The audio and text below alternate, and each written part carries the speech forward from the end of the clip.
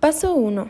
Colocar el trípode en forma vertical, soltar los tornillos que fijan las patas, levantar el plato del trípode a la altura de la barbilla y apretar de nuevo los tornillos fijadores de las patas.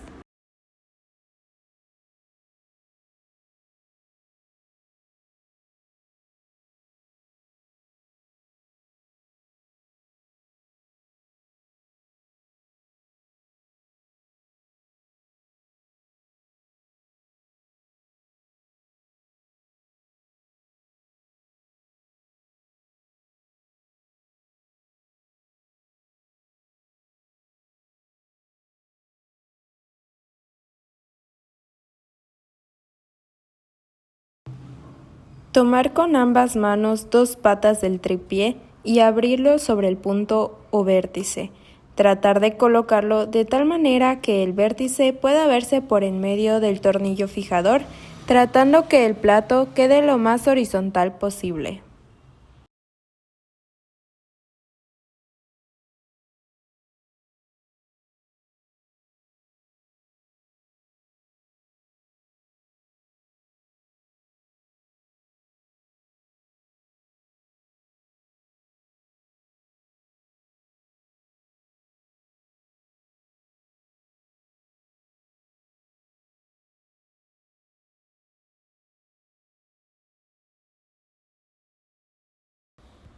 Colocar el teodolito sobre el plato del trípode haciendo que coincida la forma triangular de la base del teodolito con la forma triangular del plato del trípode.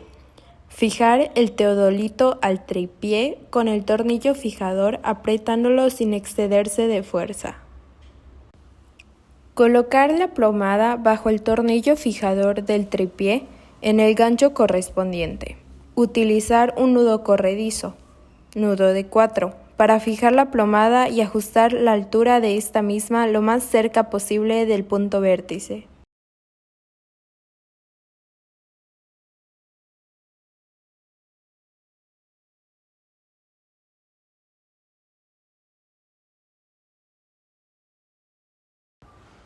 Tomar con dos manos las patas del trípode y utilizando la pata restante como apoyo, plomar el equipo lo más preciso posible sobre el punto o vértice. Fijar las patas del trípode al terreno, colocando el propio peso de la persona por sobre los apoyos, en la parte inferior de las patas, de tal manera que el equipo quede fijo al terreno y estable.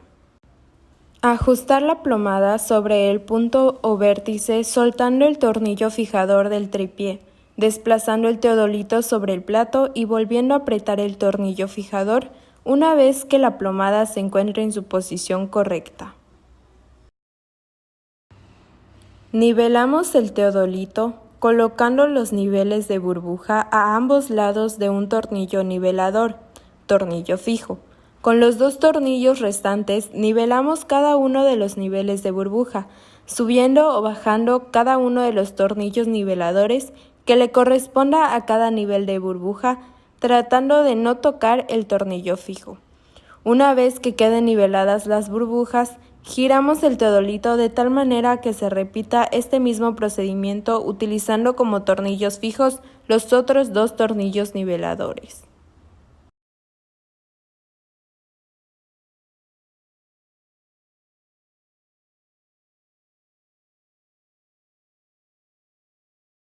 Metemos la mano por debajo del disco del vernier horizontal para desplazarlo y ponerlo cerca del cero.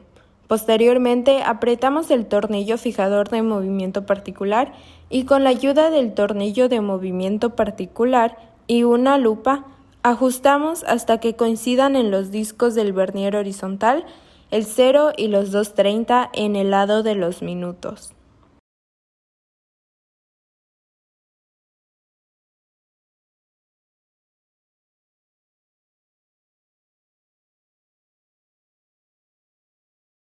Giramos todo el equipo hacia el norte haciendo que coincida el 0 de la brújula con la aguja que apunta hacia el norte. Apretamos el tornillo fijador de movimiento general y si es necesario ajustamos utilizando el tornillo de movimiento general. Este mismo procedimiento se aplica para colocar el equipo en ceros. tomando como referencia otra orientación distinta al norte magnético, con la diferencia que es necesario visar el punto de referencia y hacer los ajustes necesarios solamente utilizando los tornillos de movimiento general.